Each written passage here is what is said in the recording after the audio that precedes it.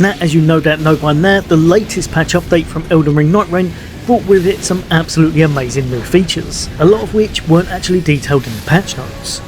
One of the main things I'm going to be going over is how to grab yourself some of the very best relics that are now in the game, ones that I would probably say are kind of god tier, and one in particular that's worth having on probably every build you're currently going to be running. If you're anything like me, you've done a massive amount of expeditions. I've probably done over 150 by now. However, when I get my rewards, they are still lackluster most time, and even when I'm using my gambling features, by going over to the small jar bazaar, I'm spending all of my merc currency and most times ending up with absolutely nothing. Or if there are ones that are okay, they've got 2 good modifiers on them and the last one is kind of awful. And that's even if it's for a character that I'm going to be playing a lot of.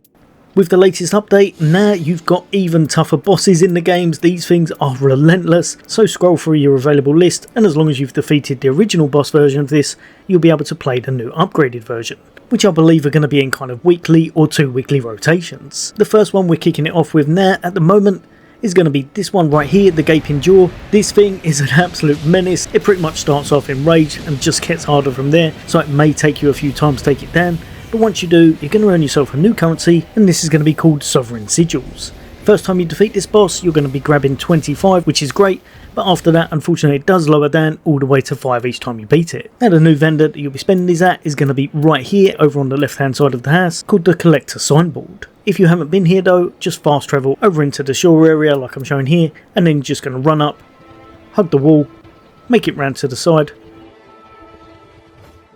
and then you'll be able to click on it and it will come up on your fast travel locations after that. Now once you're here, you're going to see there's a few options that you can go over. I'm not going to go over everything today because I'm mainly going to be focusing on the relics,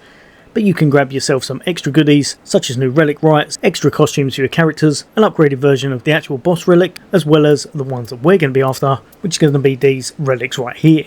These things are absolutely amazing because they're all going to be the tier 3 versions, which is absolutely fantastic, and I think FromSoft might have worked out that they do need to kind of change their relic system a little bit because they've gave us quite a few that have 3 modifiers on that are very helpful for your builds. First one I'm going to be going over is going to be one of our green relics, and that's going to be this Grand Tranquil scene right here, which is absolutely perfect for anyone who wants to be using a lot of spells or incantations. This one is really going to help you out, and if you manage to pick up a bit of FP negation within your runs as well, this is going to be highly sought after and put into a lot of builds I can see going forward. This comes with max FP up with 3 staves in your inventory, which whenever you do this is going to give you plus 50 FP straight away, as well as max FP permanently increasing whenever you release a mechanism on those Sorcerer's Rises. This is absolutely fantastic because again it's going to give you around about 18% increased FP, mounting on top of what you've already got, giving you a ridiculously long FP bar when you're actually within those expeditions later on and you're leveling up. Last one, a little bit of magic damage, so you've got magic power up, and after trying this in the expeditions,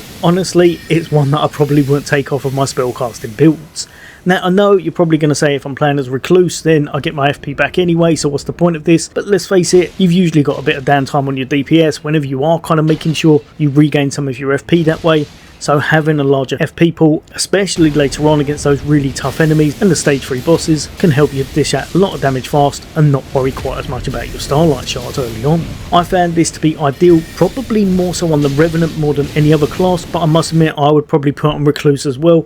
because having all of that extra FP works out fantastic. And as you can see in the background here, when I was level 13 going into the last boss, I was almost maxed out on my FP bar after gaining nothing within the matches but 1 Sorcerer's Rise unlock and 3 staves in my inventory. Over to a fantastic new red relic, and this one's going to be a Grand Burning Scene. That's going to be really good for any of your Guardian mains out there, as the first modifier is going to give you reflect a portion of your damage received whenever your active ability takes a little bit of a beating, and this just mainly focuses on whenever you're going to be using your Steel Guard, so you kind of your advanced blocking function on Guardian. Another great one is that now when you are guarding, your arc gauge is going to go up, so you're going to be getting it whenever you're in combat and you're blocking and attacking, meaning you can build this up really fast, which is going to be perfect for additional damage, or of course picking up and getting revives and such. And finally, Endurance 3, really good on Guardians because anytime you can get extra endurance you're going to want to pick it up as much as possible, so as long as you can stack this in some way it's really going to help out your build overall. Another great relic, focused more a little bit on the tanky side for anyone that wants a bit of damage mitigation, is going to be another red relic right here, the Grand Burning Scene ones, and this one's going to slowly restore your health for yourself and nearby allies whenever your HP is low. This says around about 20% of your HP, so you do have to be getting a bit of a beating before this kicks in, but with the other things that are on there, it's well worth having, because the next modifier is that you're going to have improved damage negation at low HP, which, if I remember correctly, is around about 25% extra damage mitigation. This, alongside picking up some damage mitigation whenever you're doing your runs on those items you're picking up, can really help you to become tanky and durable overall. And finally, with its Vigor plus 3, means you're going to get 60 health on top of your character. That might not sound like much, but it does stack, so if you're able to get 3 of these, you're going to have 180 health. Perfect for any build that needs a bit of extra survivability, a little bit of extra health, and wants a bit of regen going on for them and their team. As you can see from the footage in the background, after you take a bit for pasting, you start to get a bit of regen kicking in, and even though this doesn't take you back to full health unfortunately, I believe it does do to around about 35 or 40% of your health bar, which can work out really nice, especially if you've got some warming stones available with you. This will help you to get back on your feet and just make your life a little bit easier in those really tough battles, especially with the extra damage negation. Although I would say this is more aimed for those high health characters, so probably people like Guardian, Raider or even Wilder. Last but not least though, coming in as my top pick, absolute best one that you can purchase in the game personally I believe, it's one that I'd put on pretty much any of my builds because it's just going to be so strong, and that's going to be this yellow relic, the Grand Luminous scene. This one has 3 rolled modifiers on it that are absolutely amazing, and the first one on its own is one of the strongest buffs currently in the game. After defeating an Evergale prisoner, you're going to get a nice attack power boost that's going to stay with your character, and this works out to I believe around about 5% for every single one of those Evergales you're taking down. You're going to want to make sure you beeline to this as much as possible. Hopefully you'll have a map that's got around 7 or 8 of them, so you'll be able to rack up at max, I think it's about 40% extra attack power, which can really boost up your team massively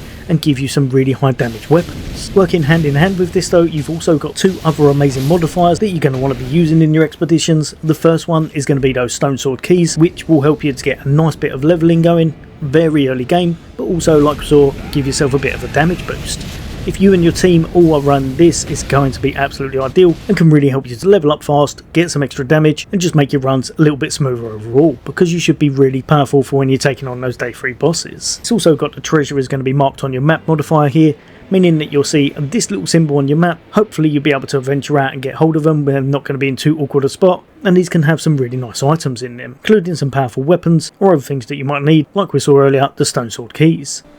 Now there are a few other relics that you may want to look into, some of which can be really good, such as the Raider one, which is quite nice, but I didn't really like the fact that it extended his ult because that can get a little bit tricky in certain situations, and the Wilder one is also very strong, although I probably wouldn't quite consider it god tier personally. Look through though, especially if you're after certain character ones, because even the Executioner one is really nice and viable in a lot of builds. But personally, these are going to be my top picks, with that last one being one that you should probably be running on all of your characters if possible, to help you to get the most from your expeditions, level up a little bit faster and get really powerful for the end boss nice and easy. Or of course, if all else fails, you could always try and gamble. Hopefully you'll be able to get something nice from these large scenic flatstones, but they do cost 5 currency each purchase unfortunately. But with a little bit of luck, maybe you'll get something nice, or you could be like me and...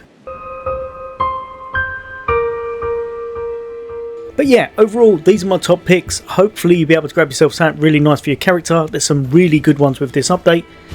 As always, there'll be a whole bunch more content away from me, hints, tips, guides and some builds coming up. But for now, take care. I'll see you on the next day.